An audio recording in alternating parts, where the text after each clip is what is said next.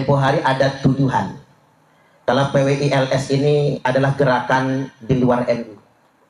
Ada kesan yang dibangun PWI-LS itu bersaing sama NU. Dan sempat kemarin muncul ancamannya begini, tunggu ya. Kalau Prabowo sudah dilantik, maka semua orang NU, pengurus NU yang gabung PWI-LS akan dipecat. Ancamannya begitu. Nanti Kiai Imam, Gus Abbas akan diproses secara hukum. Assalamualaikum warahmatullahi wabarakatuh. Ada pesan penting yang akan disampaikan oleh Ustadz Suparman. Ini mengenai tuduhan bahwasanya PWI-LS ini adalah gerakan di luar NU. Ini sengaja ada yang memframing ya bahwa LS itu bersaing sama NU. Bahkan parahnya lagi ada yang membangun kesan bahwa PWI-LS itu benturan dengan NU. Maka dengan tegas Ustadz Suparman mengatakan bahwasanya PWI dan LS semuanya adalah warga Nahdliyin. Semuanya adalah kader NU. Maka di sini Ustadz Suparman menegaskan PWI-LS adalah gerakan Nahdliyin akar rumput. Selengkapnya kita saksikan penjelasan Ustadz Suparman berikut ini. Tempo hari ada tuduhan kalau PWI-LS ini adalah gerakan di luar NU. Ada kesan yang dibangun PWI-LS itu bersaing sama NU. Bahkan ada orang yang membangun kesan PWI-LS berbenturan sama NU. Saya ingin tegaskan pada kesempatan kali ini, yang bergabung di PWI dan Laskar Sabilillah semuanya adalah warga Nahdliyin. Semuanya adalah kader NU. Dan rata-rata sudah lulus PD PKPNU. Jadi saya ingin tegaskan PWI-LS adalah gerakan Nahdliyin akar rumput. Dan induknya tetap adalah NU. Dan sempat kemarin muncul ancamannya begini, tunggu ya. Kalau Prabowo sudah dilantik, maka semua orang NU, pengurus NU yang gabung PWI-LS akan dipecat. Ancamannya begitu. Kalau Prabowo sudah dilantik, nanti Kiai Imam, Gus Abbas akan diproses secara hukum. Ancaman itu nyebar di grup-grup WhatsApp, bahkan di komunitas-komunitas Nahdliyin. Ya kita rodok terpengaruh juga Pak dengan itu semua, dengan ancaman itu semua. Tapi luar biasa. Begitu Presiden Prabowo Subianto dan Wakil Presiden Gibran Rakabuming Raka dilantik, kita menyimak pidato yang sangat memukau dari Presiden. Beliau menegaskan ingin betul-betul membela harkat martabat bangsa Indonesia.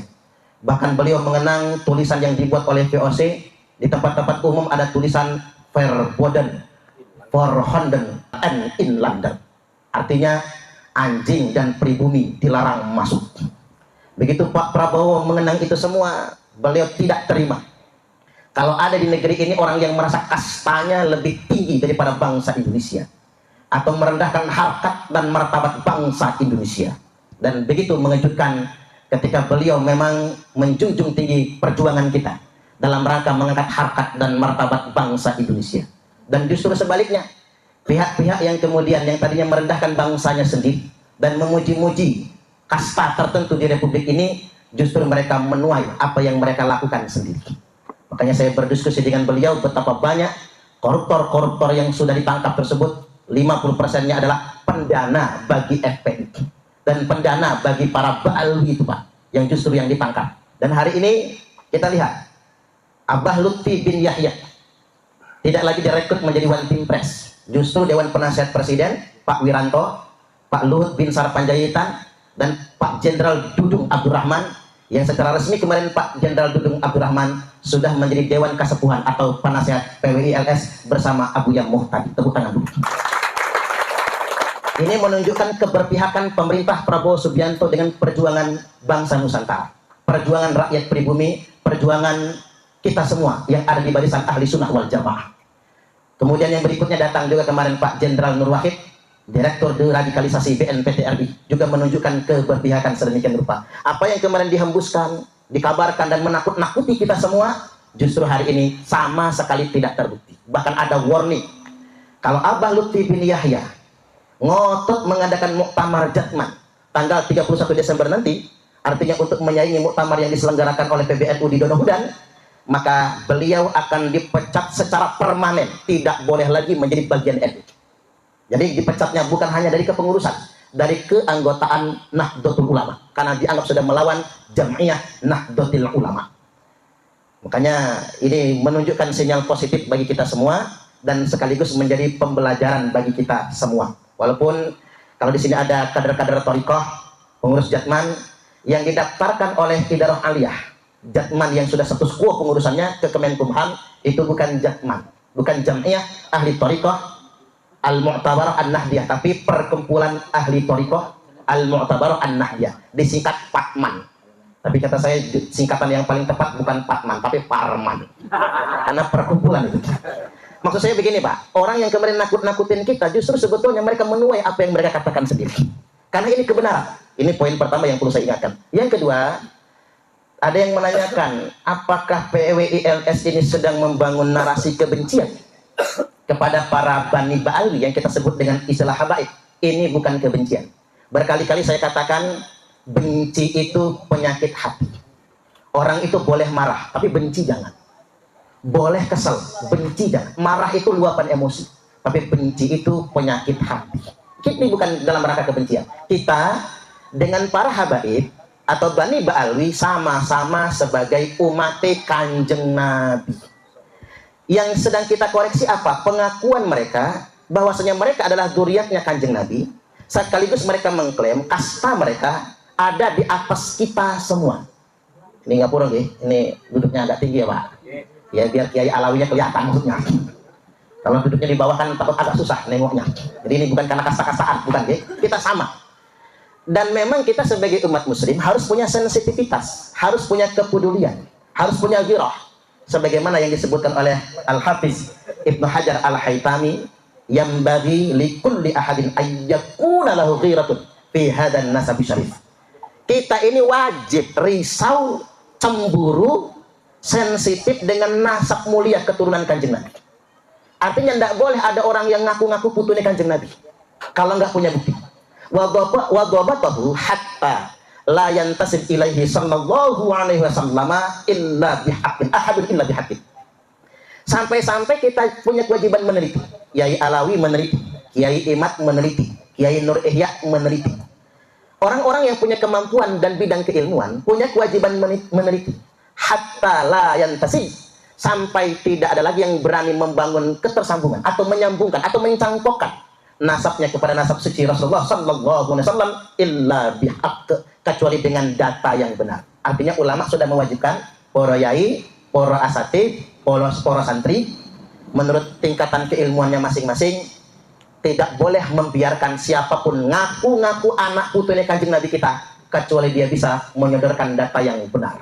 Dan hari ini sudah ada penelitian dari Kiai Imad yang menyatakan mereka hanya menyodorkan data palsu selama 550 tahun lamanya sebagai pengakuan sepihak sebagai anak cucu Nabi. Lantas kemudian dipopulerkan seakan-akan mereka benar-benar anak cucu Nabi. Saya sampai mengatakan begini Pak, tidak pantas kita ngaku umat Kanjeng Nabi. Kalau ada yang ngaku-ngaku anak cucu Nabi kita, tapi kita biarkan begitu saja tanpa adanya pembuktian. Nah, di bagian akhir saya ingin sampaikan ngutip dawuh Imam Malik rahimahullahu taala, kata beliau, kalau ada yang sengaja membangun intisab, mencangkokkan, menyambungkan nasabnya kepada nasab ahli baitin Nabi sallallahu alaihi wasallam, kepada nasab Rasulullah sallallahu alaihi wasallam, ngaku-ngaku ahlul bait atau ngaku-ngaku dzurriat Nabi, padahal batil, maka hukumannya ada 3. 1, yudrabu dorban waji'a, pukul dia dengan pukulan yang sangat keras, pukulan yang menyakitkan, mungkin dicambuk ini ya.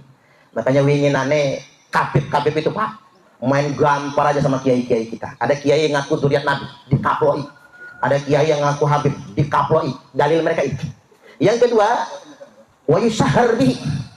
Jadi kalau ada yang ngaku-ngaku sebagai anak putunya Kanjeng Nabi padahal batil, wajib diviralkan. Jadi sekali lagi, kita bukan provokator, tapi Bapak Ibu kita punya kewajiban memviralkan orang yang ngaku-ngaku anak cucu Nabi. Kemudian yang terakhir, wayuh basu zamanan tawila, penjarakan dia dengan penjara yang lama. Maka mungkin kalau mukul kita main hakim sendiri, hukum cambuk nggak ada lagi, hukum kaplok nggak ada lagi. 2, Kalau diviralkan sudah kita lakukan. Nah, hukum yang ketiga, penjara. Maka setelah lengkap pengurus PWI seluruh Indonesia, maka seluruh pengurus PWI di semua provinsi se-Indonesia nanti akan bersama-sama melakukan pelaporan ke Polda seluruh Indonesia untuk melaporkan Bani Ba'alwi, satu, atas pemidanaan atas pengakuan ngaku-ngaku anak putunya Kanjeng Nabi, dua, pemalsuan sejarah, tiga, pemalsuan makam dan lain sebagainya. Nanti PWI se-Indonesia akan membuat laporan resmi kepada seluruh Polda se-Indonesia dengan sangkaan pasal penodaan agama.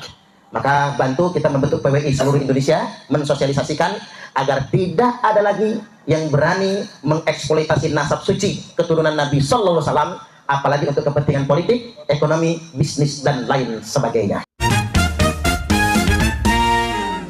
Ya, sekali lagi Ustadz Suparman menegaskan bahwa PWI LS adalah Nahdien di akar rumput dan induknya tetap NU. Tidak hanya tuduhan-tuduhan bahwa PWI LS itu benturan dengan NU, bahkan sempat juga beredar di grup-grup WhatsApp dan di komunitas-komunitas Nahdien yang menyatakan setelah Presiden Prabowo dilantik, maka seluruh kader NU yang bergabung PWI LS ini akan dipecat. Ancamannya begitu ya. Nanti kalau Presiden Prabowo sudah dilantik, maka Kiai Abbas dan Kiai Imad ini akan diproses secara hukum. Dan yang terjadi adalah saat Presiden Prabowo dilantik, pidatonya adalah beliau akan betul-betul membela harkat dan martabat bangsa Indonesia. Bahkan yang menarik dari pidatonya Pak Prabowo adalah ketika beliau mengenang tulisan yang artinya anjing dan pribumi dilarang masuk. Begitu Pak Prabowo mengenang itu semua, beliau tidak terima kalau di bangsa ini ada golongan yang merasa kastanya lebih mulia daripada yang lain. Dan kita tahu siapa gerombolan yang merasa mulia daripada orang lain. Dan itu adalah bentuk dukungan perjuangan yang diperjuangkan PWI LS. Sebenarnya masih banyak yang Ustadz Suparman sampaikan. Namun saya kira semuanya sudah dijelaskan secara jelas dan sejelas-jelasnya. Semoga video ini ada manfaatnya. Akhirul kalam. Wassalamualaikum warahmatullahi wabarakatuh.